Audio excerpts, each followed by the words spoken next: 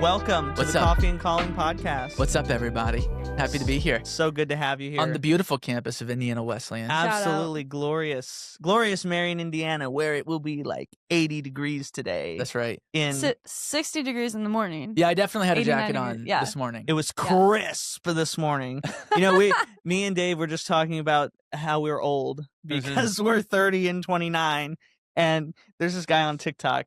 I love him. He just turned like 30, and he gets on here. He's like, "Dude, I don't know what it is, but something about turning 30 makes every morning crisp." You know, it's like you have that cup of coffee and you sit on the porch and you reflect on your life. There's just nothing more righteous than that. I you know that, dude. He's Yeah. so great. He's Well, so something good. about a crisp morning, bro.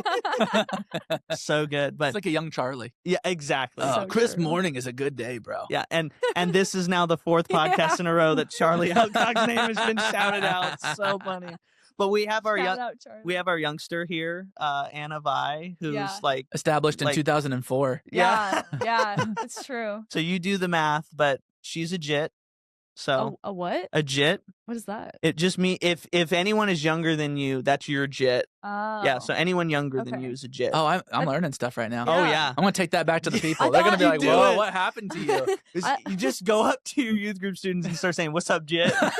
All of you. All of you. Yep. I thought you were saying like legit, but No. without like. No, That's JIT. where I Short. went to. Yeah. And then I was also like, am I supposed to be angry on behalf of Anna? Yeah, Or you right. just call her? Yeah, like that's awesome. That's awesome. But yeah, Dave and I, we went to school together. We did. We met each other doing a skit, which was, you know, the most like Christian college thing ever. I SNL think. Yeah. didn't pick it up. It was Yeah. really crazy. No. I just watched the video actually, and Yeah. it was pretty legit. So funny. Tyler was a blind judge. I was a Yeah. blind judge. Our buddy Kramer Caswell. Oh was, my gosh, he was yes. hosting. So funny. Dave was like the they call it the straight man in the skit. You're just like, you're normal. You're the most normal person in the Yep. skit. And he does the Ricky Bobby, I don't know what to do with my hands. Yep. Wearing a t-shirt and a tie. You gotta keep it classy. Gotta you keep know? it classy. You gotta keep it. Not a clip on either. It was. Yeah. I tied that thing. Wow. And the Yeah. whole Wow. thing Yeah. was it was Dave against this other guy in this like competition. So Dave gets up and does whatever he does, which might have been stand up or something. And then the other guy is a contortionist who literally contorted his body into like a ball. like actually. Yes. Wow. Yes. I don't have the clip of that because I only got the clip of me being a stupid idiot. But I consider myself an anti-contortionist. I have a hard time touching my toes. Does it come with the age? it's yeah, the age that's- thing. well, Yeah. I wish it was an age thing. It's just like, just not. I was at the chiropractor a couple weeks ago, and he was like, you know, man, you could use some yoga in your life. And I was just Dude, like, I told him he should do yoga. I was like, yeah, I think you're right. Like, I'm pretty sure you're right. It's just, I don't want to. You know, I don't want to. It's I life. think the Lord is speaking to me that I need to do yoga or something. By the way, fun fact, I've never been able to touch my toes in my entire life, I even when can't. I was a kid. I can't wow. do it. To Yeah. this Wow. day. You want to see? Yeah. Oh, okay. Yeah. Go ahead. So there it A is. cheat code Exactly. right Yeah, there. boom. There we Wow. go. So this whole, you know, podcast is about, you know, coffee and calling. So Mhm. Dave, would you tell us, how did God call you into ministry? Yeah. So part of the story is that I was a pastor's kid. And so my dad was the senior pastor of the church that I grew up in.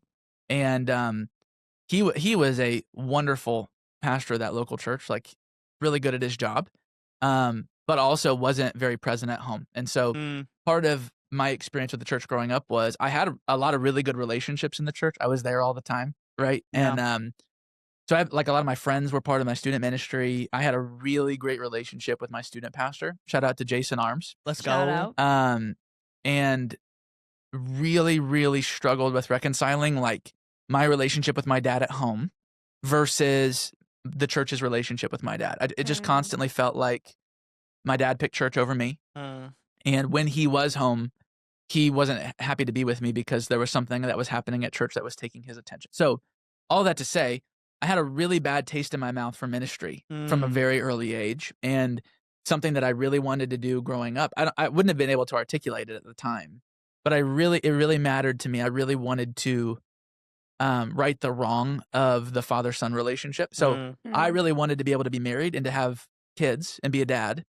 And what I know now is like it's a desire in my heart to kind of break some generational curses in my family. Yeah. But I wouldn't have known that at the time. I just knew I wanted to do that. And so for me, ministry seemed incompatible with the ability to do that because it seemed incompatible for my dad to be able to do that.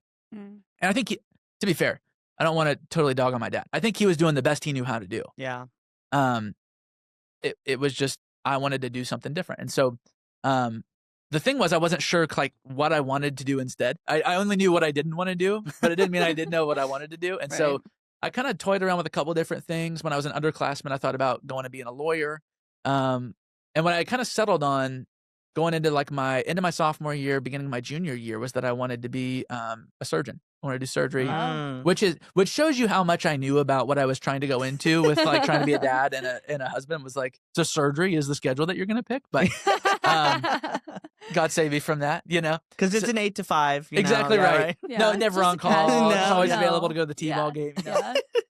And so that was kind of what I had my heart set on. Was I wanted to add value somewhere. I wanted to do something that would be worthwhile, and really just wanted to do something that would free me up to raise my kids and be married to my wife. And so my second semester, my junior year, I was at student ministry, and we had kind of, where I grew up, there were kind of two schools in the area, tiny town. I went to the tinier school, the redheaded stepchild of the county. And all of my friends and a bunch of the kids from my student ministry from church went to the other school. And that school had a teacher who went to our church that passed away really suddenly over a weekend. Had two girls that were in our youth group, and a lot of my friends had her as a teacher. And so we came into that particular ministry night, and my student pastor did what a good student pastor would do, which was he pivoted the programming to just talk about and process, for a lot of us, the very first time of like going through grief and loss. And the thing that stuck with me the whole night, it just kept bothering me, was that I couldn't really sympathize with him because I'd never experienced that myself. She wasn't a teacher of mine. And although I knew her nominally, it wasn't like I wasn't grieving the loss of the relationship, if that makes sense. Yeah. But all of my friends were walking deeply through grief and suffering for the very first time. And so I just wanted to help. Like, there was just this thing in me that's just like, I just want to be able to bring something to the table that would be helpful, that would bring hope, that would bring encouragement. And I just had nothing. And I just started wrestling with God over that topic. I don't really know what it was about that really caught my attention, but I was sitting in the back of the room, which is not normal for me. I was a church rat. I was like as involved in student ministry as you could be. So for me to be in the back of the room was not normal. We're going to make church rat t-shirts. That's right. That's Be a good. church rat. That's good. Yeah. And I'm so sorry to Jason. He was teaching, and it was probably great. I just didn't hear a single word of what he was saying because I was just wrestling with God in the back of my head. And I don't feel like he gave me a vision per se, but it felt as clear as that. It was almost as drastic as having a vision, where there was some fog around my future, some confusion around what I wanted to do. I thought I had an idea, but wasn't quite sure the steps to take and how to get there.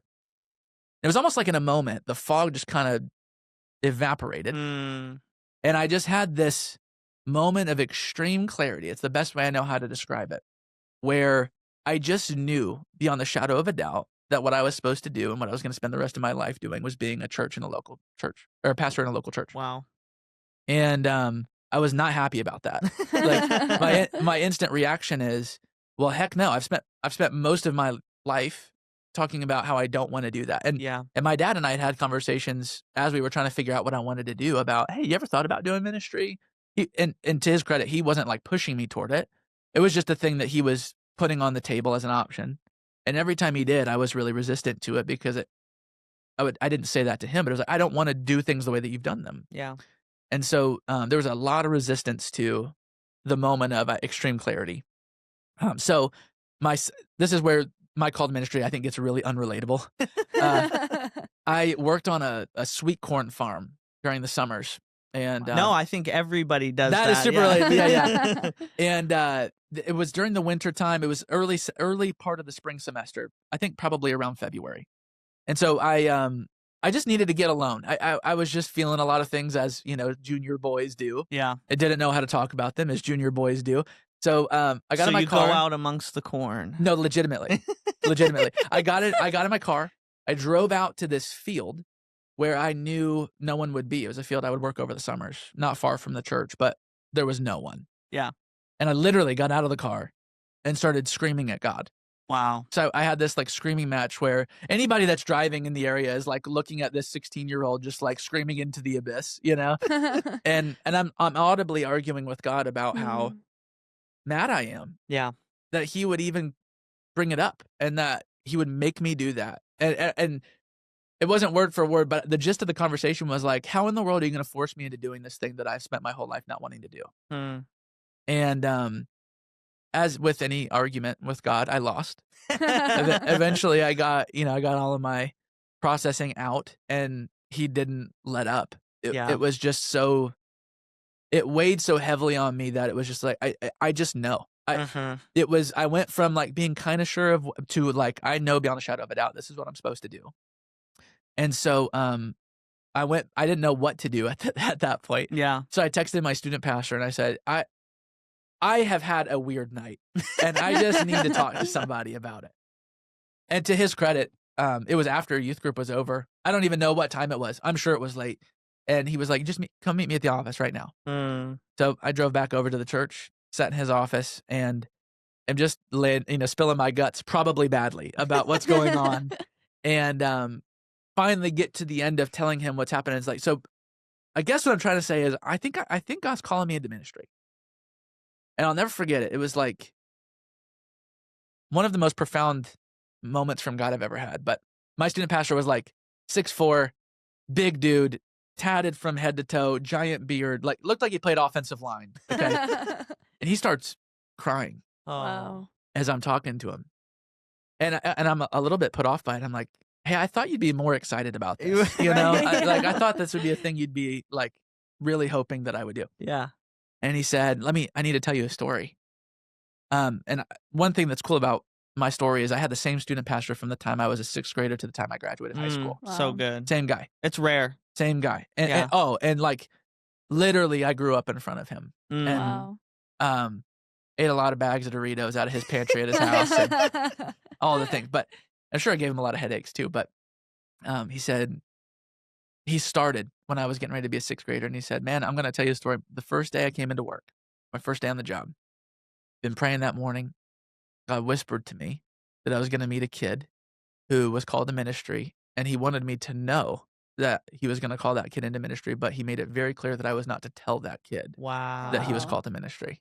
Wow. And for whatever reason, that particular day, it wasn't out of the norm, but I ended up coming into work with my dad. And so my dad walked me down to his office and I got introduced to him. And as I was meeting him, he just said, okay, this is the kid. No way. And so that was when I was a 6th grader. Grade. And then we had this conversation when I was a junior. Wow. So for, 6 years, he never said a word about it and just sat on it and remembered Yeah. the God prompt that he had. And so there's something in you, or at least there was something in me, that when you have a person who you respect, like I respected him, and a person whose opinion matters to you as much as his opinion mattered to me, where I already knew that it was from God because I didn't want to do it. Yeah. And I just felt so convicted that it was what I was supposed to do. Yeah. That I didn't need confirmation that the thing was from God. But there was something about him having the moment of confirmation for me that was just almost like it made it feel like it wasn't me being forced into a thing that I would hate. Yeah. For the rest of my life. It was like okay, if you've been knowing this and you've sat on it and God's been working in my life without me knowing for the last 6 years leading me up to this point, maybe there's more to this than I can see. And it created some space for me to trust God more than I initially did. And it gave some space for me to be a little bit more curious than angry about what he was asking me to do. Now, I still had no idea what that looked like. Right. Being called to ministry and serving in the local church could take a whole bunch of forms. And to be honest, to this day, I don't have I think this is the job that someday God made me for. I don't have that. To be honest with you, I don't think God can trust me with it. But every step of the way, what has been clear is, hey, even if everybody else that you know leaves, even if every friend that you have that started a ministry with you leaves ministry, that's not for you to do. Yeah. And it's been a steadying force even in when ministry's gotten hard, when it would be easier to leave. Yeah. That moment of confirmation with my youth pastor has just been a moment I come back to quite often. Yeah, and I love your story. So good. What I see in a lot of stories, I see it in my own story, is God almost pops up these lighthouses in Yeah. our stories. And whenever we're headed towards shore and we're going to crash this boat and it's going to end badly, he turns on that lighthouse and says, remember, remember this moment, remember that moment, remember how I brought you from here to here. Yeah. Remember I did something only I can do in you so that you would know that I'm still going to be with you That's for right. the rest of the journey as well. That's right. That's so good. That's a great picture, man. Come on, thank you. Lighthouse. Let's Yeah. go, Lighthouse. That's a Lighthouse great that, t-shirt. Yeah. You know that song is like my Lighthouse. Oh, yeah. Yeah. Yeah, That's it. Okay. Yeah. Turns out that was about call to ministry. Who Yeah, would've right. known? Who knew, right? Yeah. Whenever Ren Collective comes up, I turn very Pentecostal. That's right. Yeah. Just You gotta do start the motion. Clap, like- touch, and agree. Give an amen. do a worm in the aisle way. Yeah, that's me. That's me. But man, you talk about that moment with your youth pastor. You had already had the clarity. The fog was gone. It was very clear you were going to do this. But God almost had to break down the hate, the disdain for ministry in you with something equally, if not more powerful. Exactly. And had there not been this 6-year span of time, how could you have believed it? Exactly. If your youth pastor just said, "Oh, dude, I see that 100% right now. Yeah, Right, that's great. It's right. so good." No, I saw it 6 years ago Yeah. when you were a middle schooler. Yeah. And I met you for the, that first time. And if it hadn't been for that equally powerful moment against the hate of ministry, Yep. you may never have leaned into it like you should have. Oh, 100%. And I still think it would have mattered if he would have said, I totally see that in you. Right. Yes. Because of who he was, the role that he had in my life. Yeah.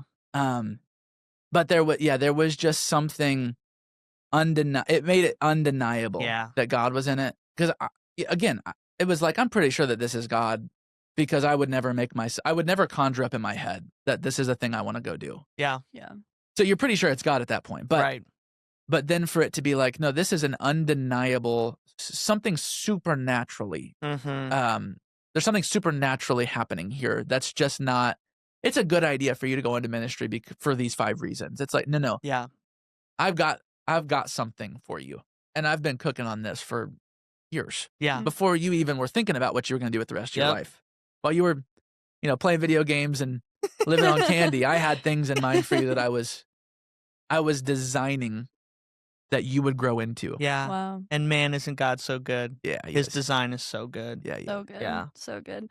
So then what were the next steps? Like, you receive this confirmation and then you come to IWU, right? I do come to IWU. And then, so how did your time here at this place kind of shape and form your idea of ministry, or like your calling in that sense?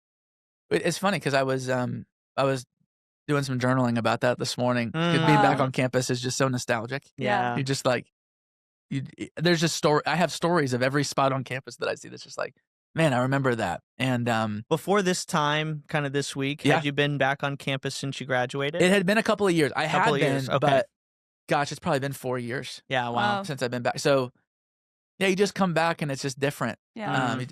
But you remember things, but things come to mind when you see the geography and like where it took place. But one of the things I was writing about this morning of my time here was I actually feel like I didn't maximize it in the way that I probably should have. So one thing I'm really proud of, and I don't think it's because I did a good job of it. I think it's because God was really kind to me. I have a mom and a set of grandparents, and my dad too, prayed for me a lot, and I think I get to be the beneficiary of a lot of that. So I think their prayers have covered a lot of my lack of taking advantage of opportunities. I think God's favor has covered some of my moments of being an idiot. My time here, one of the things I'm really proud of that I think God gave me favor in is just the relationships with people that I got to build. And I don't even know if I was super intentional about that, but to this day, my best friends are people that I met here. Yeah. And people that I still keep in contact with from here. And so that stayed true. And that's actually been a really steadying force for me long term. But specifically when it came to the school side, that's the social side. The school side, I just feel like I did what I needed to do to get by to get the degree because that's what I thought I needed to do. And then I would get into ministry and learn the stuff, right? Right. And part of that's just how I learn anyway. I struggle with just when it's pure theory. I need to get my hands dirty and touch the stove and let my hand get burned sometimes. Right. So I don't think that that's like all bad necessarily. It is part of just how God's designed me. But there were opportunities that I think I just didn't take advantage of, relationships with faculty and professors that I didn't lean into as much as I could have, as much as I wish I would have. And then I didn't prioritize, like, you're at school to learn this stuff. You're not at school to primarily have fun. You're not at school to primarily make friends. Although all of those things, wonderful. You should absolutely take advantage of it. Right. But if you're going to be here, the thing you're going to be here to do that you can't do anywhere else is get the training from the people that you're learning under. Yeah. And so I was here and I still had good grades. It wasn't like I didn't have good grades. I just didn't apply myself to allow what I was learning to transform me personally. Yeah. I think a lot of that had to come afterward. Man, I like to talk about theological education. Yeah. As like you're here at IWU, you do 4 years. During that time, all these profs, they give you a set of tools. They give you a bunch of hammers. They give you a bunch of screwdrivers, drills, everything. They show you how to use it, and then they send you off to the church, and the church shows you how to build a house. And God shows you. Thank you. Another analogy from Tyler. That's all I speak in. Come on, baby. Oh, they're all houses. They're really good. I like houses. But for real, you go through this time of education and you learn theology, you learn how to study scripture, how to get really in depth in there and understand all of the inner workings of it, so that when you get into the church, you can apply that to the lives of the people there, so that you can teach them and equip them to go out and do the work of ministry and to live the ordinary Christian life. That's not a bad thing. The ordinary Christian life is what everyone should strive to lean into and to do well, and be transformed in. Correct. Is the ordinary Christian life. Yep. So yeah, I did a podcast with Jonathan Morgan, Dr. Jonathan Morgan. Shout out. Yeah, so good, great. He was we talked for like 50 minutes about the importance of theological education, because yes, you can be called to ministry and just go right into it and get on the job training, and it's great. You will miss several things along the way, and not to do another house analogy, I'll try to avoid it, but basically this theological education becomes a foundation to which the rest of your time in ministry is built upon. Totally. It's not the end all be all. Yeah. But it also isn't nothing. Right. Yeah. And so I think just like anything, you got to find the nuance. The answer lies probably somewhere in the middle. It's not the extreme of the only thing is to have proper theological education. There's actually wonderful people that are really great pastors that didn't have a formal theological education. 100%. At the same time, that's the exception most of the time, not the rule. Exactly. And if you're only theologically educated and if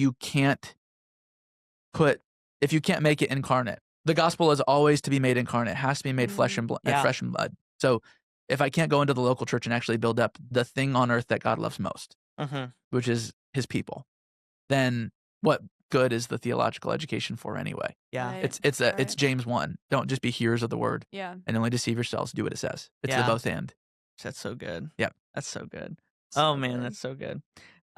So you come through IWU, you get your training, you are gung-ho for ministry, you jump out of school, and you head down south from Indiana, right? Yep. To the great state of Kentucky. The bluegrass state, baby. Yeah. And you jump in as a youth pastor. Yeah. Tell us about that time and kind of your first foray into ministry. I want to give like the most honor to that church. It's Bridgepoint Church in Owensboro, Kentucky. Shout out. Senior pastor Steve Cripps. They had no business hiring me, to be honest with you. I sometimes I laugh and I'm like, what in the world were they thinking? Because it was a huge risk on their part, Yeah. to give me opportunity, and they kept giving me a ton of it. So I go down there. I was down there for about a month and then got married. So after I got married and settled in for about 3 months, it was just the most fun because all of a sudden you're like making a real paycheck for the first time. That part's really fun. Yeah. Yeah. And you're in charge of stuff. And because I was so new and I was ignorant, being in charge was really fun because you don't carry any of the weight and the burden of leadership yet because you don't realize what you're actually accountable for and responsible for. So I'm having a blast. We're just down in Kentucky making disciples or trying my best trying to preach my guts out every Wednesday night. We had youth group and just trying to figure out how do we grow this thing? How do we make it happen? How do we teach kids about Jesus in our community? Yeah. And about the 3-month mark, you just start to like the honeymoon period wears off, right? And you start to feel the weight and the burden of leadership, and you start to realize, at least for me, I started to realize I'm not as good as I thought I was when I got here. And what was really cool, God is kind like this. I think this happens more often than not. It was growing. So the student ministry was growing, and I had this. I was just ever aware that it was growing in spite of me, not because of me. And I didn't really know what to make of that. I had such a savior complex that God needed to rid me of. And he definitely didn't do it all there. I still carry it with me. So it's still being like chipped away at. But I had such a savior complex that it was like, I can't imagine how this youth group would go if I'm not awesome. I have to be the best student pastor in the country in order for us to grow. And what it turned out was I was the worst at student ministry I've ever been. And somehow it was growing. And the somehow was, well, God cared about his church and was using even the things that I was not doing well to build his church. And so was there for 1 calendar year. And the people there were just like wonderful to me. They were far better to me than I was to them. Gave me a ton of opportunity, believed in me more than I believed in myself. And were entirely gracious whenever I came to them and said, hey, this year has taught me that I don't know as much as I think I should. And I think I still need to go get some more training, and I'm going to end up leaving and going down and doing a residency program. They were just obviously sad, but they were so gracious and just being like, yeah, get out of here. Go do the thing that God's called you to do. Yeah. Wow. It was a great experience. It was a painful one. Yeah. Probably the most regret that I have in ministry so far. All kind of most of it finds itself in that timeline. And at the same time, I just think I told you earlier, like I'm a person that just has to put my hand on the stove sometimes and learn the hard way. I think I needed it. I needed to learn how incapable I was of doing ministry on my own talent and my own skill and my own. God had it. I think I had to be broken in that way. Yeah. Yeah, it's so good. So good. It reminds me of when you were talking about how it was growing in spite of you. Yeah. And God was using that and still growing. It reminds me of oh gosh, what's his name?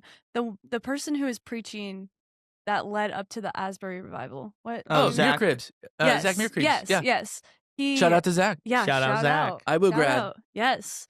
Yeah, I mean, he came to IWU and spoke in chapel, and he talked about how that message was probably the worst one that he ever preached. Yeah. And yet God used it, and there was the whole outpouring at Asbury. So that's so cool to see how the Lord just uses that and really humbles you in that. It's so. great to talk about on a podcast after the fact. Right. It's just awful to live. Yeah. You just feel terrible the whole sure. time. But yeah, you just need it. I think I just had to be humbled in that way. Yeah, for sure. Yeah, and I think there are plenty of times where I've needed extra humbling because one of the things that I struggle with is pride. And join the club, man. Yeah, right. It's a great club. I say pridefully. But it's God humbles you in such crazy ways, and you can't help but look back on it and say, "Thank you, God. Yeah. Thank you that you humbled me." because where would I be? How big would my head be if you didn't? And how much more would I be doing it on my own strength and in my own way, my own wisdom, if you didn't humble me? Right. Yeah. So good. So good. So good. Yeah. And then now you're at 12 Stone. I am at 12 Stone. How did you go from the church that you were just talking about to 12 Stone? Yeah. So if you don't know, 12 Stone is a church just outside of Atlanta. We're in like kind of the suburbia part of Atlanta, and they have a residency program there. And so I had been told and made some connections when I was here at school about how great the program was, had made the connection to the guy who was running it at the time, and was just like, hey, basically you can't afford me. I'm too good for you. I'm not gonna do your little internship and put off being in full-time ministry. Yeah. Which again shows you just how arrogant and prideful I was at the time. Hopefully I'm a little bit less than that now, but he and I just kept a relationship. For whatever reason, he wasn't put off by my arrogance and was really gracious to me. We would get on a phone call once a month, even while I was the student pastor in Kentucky. Wow. And he would just coach me on things for free. And I didn't even realize like how much he shouldn't have been doing that. Yeah. And we were on a call, and he just happened to be asking me about how things at the church were going. I was telling him about just some of the realizations I was coming to about how much more I needed to grow. Yeah. And how inadequate I felt to do the thing that God had called me to do, and how overwhelmed I was thinking about, if this was this hard year one, how am I supposed to do that for the next 40 years? And he said, well, spot's open for you, man. If you want to come down and do the residency, I'll make a spot for you. Come on down. But I basically told him, like, man, I can't afford to do that. Like, my wife and I have 2 full-time jobs, and the residency is not a full-time job. It's training. You get a stipend, but it's most definitely not a full-time job. And so and it's Atlanta, so it's expensive. And it's Atlanta, and we're moving double the amount away from where my wife and I were from originally. So we knew down there, we knew a couple of people. One of them was one of my old college roommates, who's still one of my best friends to this day. And he was in the residency at the time, and called him, picked his brain on what he thought, and spent a day where I was just basically trying to add up, like, how in the world can we make it work financially? Yeah. And 1 + 1 was not equaling 2 on paper. And for whatever reason, I couldn't shake it. Just the invitation to go do residency just kept sticking with me. I couldn't get rid of it, even though logically it did not make sense. Yeah. So my wife came home one day, and I gave her the worst sales pitch of all time. I was just like, hey, here's an idea. What if we both quit our jobs? And what if we moved double the amount away from home we already are? We only going to know 2 or 3 people down there. Yeah. And we're going to move not for a job. And then I'm not going to get paid basically the whole time we're there. But then after 2 years, we'll have to move again. What do you say? Absolutely. And it was cool. I don't think if I wasn't married to Shelby, I wouldn't have gone. Because as soon as I gave her the worst sales pitch of all time, she said, do you think God's called us to do this or not? Just give me a straight answer. I said, I really do. And she said, great, I'll quit tomorrow. Wow. And we didn't. We finished out the school year. We wanted to. She was teaching school at the time, and so we both finished out the school year for the church and for the school. But wanted to honor our commitments there. But we packed it up and moved, and ended up at 12 Stone for the residency program. It's a 2-year program. Jumped in. The first 6 months were just wonderful. It was just like a breath of fresh air. Felt like getting out from underneath the mantle of leadership that I wasn't ready for. Was really good for me. And being underneath a coach who had been doing it and who was meeting with me one-on-one every week, who was paying attention to, like, not just how good I was at preaching or taking care of people, but was taking care of me personally. Yeah. I needed that. I didn't know I needed that, but I needed that. And then 6 months into being in the residency, got a call that one of the student pastors was leaving. And so they were going to move me over to one of the campuses to just keep it running while they went and go hire somebody else. Yeah. And then 3 months later, I ended up getting hired for that spot. Wow. And then have been there ever since. Just haven't left. I just haven't quit. And they're keeping me around. That's so good. Yeah, man. That's so it's good. Been great. So you had this leap of faith into the unknown, with God, 1 + 1 = yes. Yes. And no matter what the math good. ends up being, you just say yes and you go. Yeah. You take that leap, and then you spend 9 months, roughly 9 months, in this kind of training phase, this breath of fresh air phase. we had Casey Culk on the podcast. Shout out. Whoa, Casey Culk. Yeah, Yes, yeah. yes. Fun fact, she was my wife's freshman year roommate. No While they were both at way. yes. Oh my That's gosh. so cool. Yes. So what a connection. when Shout out. Casey was here, Anna was one of her students in Reed when she was RD. Holy Yeah. cow. Yeah. I know. Yeah, so That's crazy. Casey was our first guest. So Yeah. She is amazing. And shout out to David Culk too. oh, Yeah. absolutely. Best basketball Yes. coach in the country. Yeah, there you go. There we go. So Casey was talking about spaces.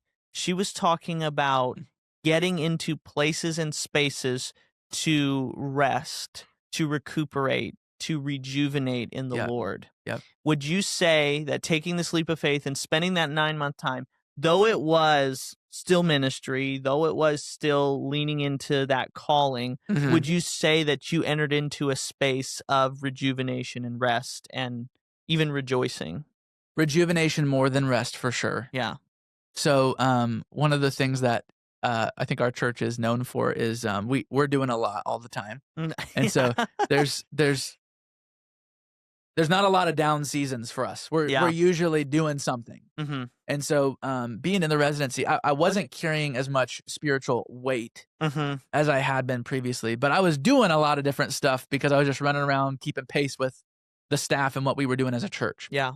What was rejuvenating about it though,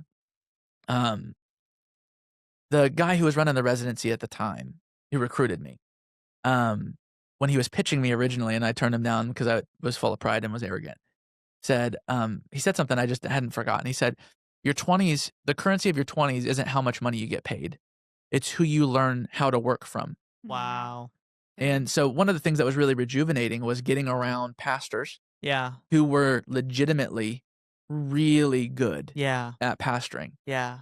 but were simultaneously pastoring from a life with God that was vibrant and that was apparent and that they could articulate and that they wanted to pass down to the next generation. It wasn't just a thing that was private for them. They were willing to share what God was teaching them in their private life with him, Yeah.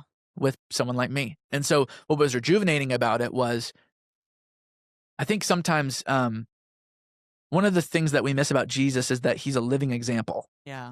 So part of the brilliance of him coming down and the word being made flesh is you get a picture of what heaven would look like walking on earth. And so when you get around older pastors or even just followers of Jesus who know God better than you do and have a relationship with God that is entirely different than what yours is naturally like. Yeah. What it does for me is it opens up my imagination for what's possible for me with God. And so when I started to see all of these different pastors who had come from different backgrounds, it expanded my imagination beyond just watching my dad or the pastors that I grew up watching to see what actually, like how vast what following Jesus and working alongside of him in ministry could look like. It doesn't have to just be this one size fits all thing. Yeah. There's versions of this that are so different and equally valid that it just expanded my imagination, gave me new possibilities, gave me different examples to follow.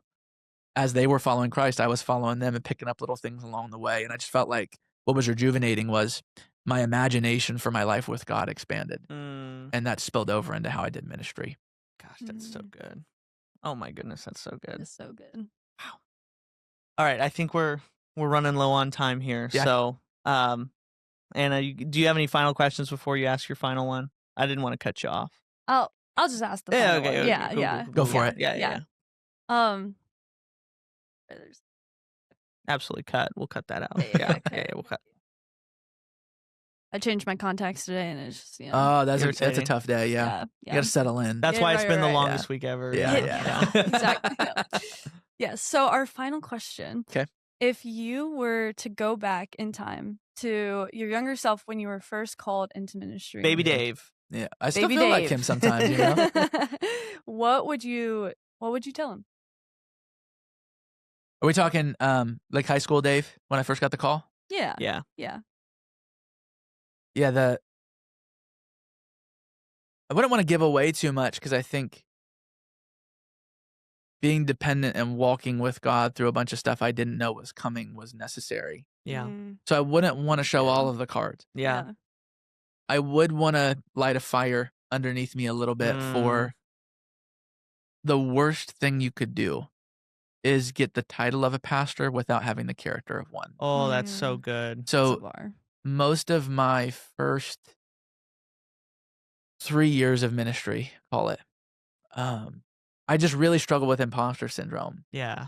I think a lot of young people do. I think it's kind of a young person's struggle. Yeah. Because you don't have experience, and there's some stuff that's left for question, right? So imposter syndrome, some of it's natural because you just never done. You're doing everything for the first time, and so it's like, well, you haven't done it. You got to try it and see what you got, and not be afraid to fail and bounce back if you do. Mm-hmm. But the part of the imposter syndrome that I was definitely feeling that was not necessary was the part of imposter syndrome that meant that I actually was an imposter. Yeah. So the best way to fight imposter syndrome is to just make sure you aren't one. Yeah. Which for me would mean in school leaning into my ministry starts now, even if my impact is small. So I think it's Nehemiah. Don't despise the day of small beginnings, right? I despise the day of small beginnings. I love the grand opening. I love the big thing. I love when we finally get to the big day. Yeah. I hate the day of small beginnings because no one sees them. They're not rewarding. It's a grind behind the scenes. Yeah. And I think I despised the day of my small beginnings in ministry that started when I was on campus here. Yeah. And so what I would say is become a pastor in character and let someone give you the title to match your character later. So for me, what that would look like is I would lean way heavier while I was here into biblical literacy. Just if you're going to spend, and I think one of the things that God's gifted me with that's different than what God maybe has gifted you guys with is like, I'm accountable to a preaching gift.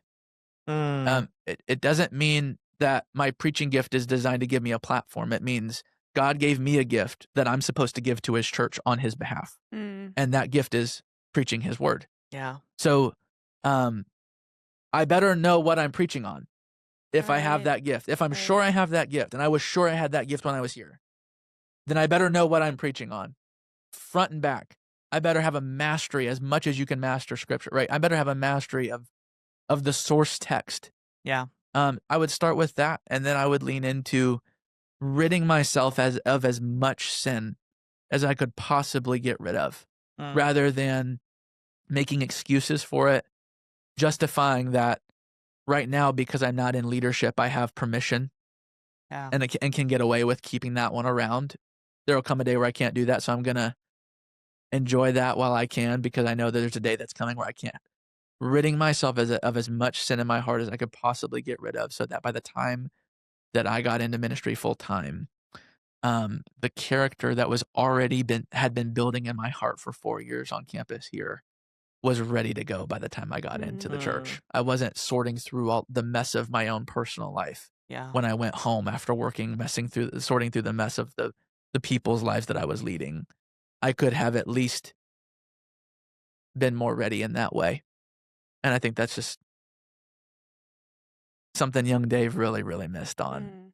Just if you've got a fire and a passion to lead the people of God, lead yourself first. Lead yourself first. Start now. That's good. And eventually you'll grow. Don't despise the day of small. But if you can start with yourself, then you can lead somebody else in that way too. Yeah, you can't lead others where you haven't been. Exactly right.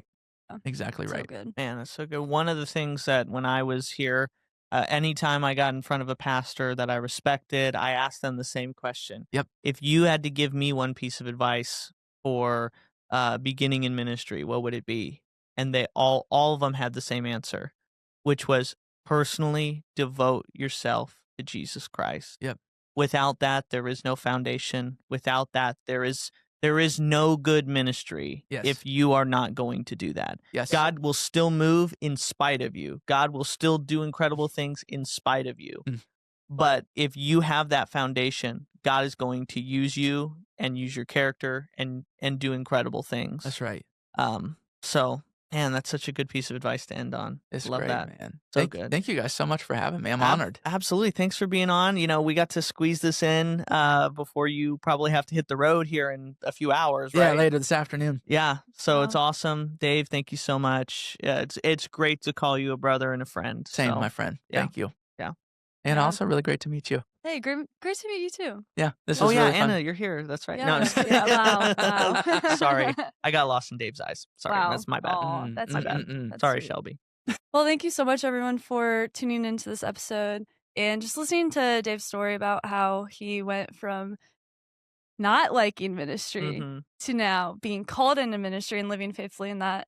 Yeah, so great to listen. Yeah, as we close today, we pray that your cup will overflow this week.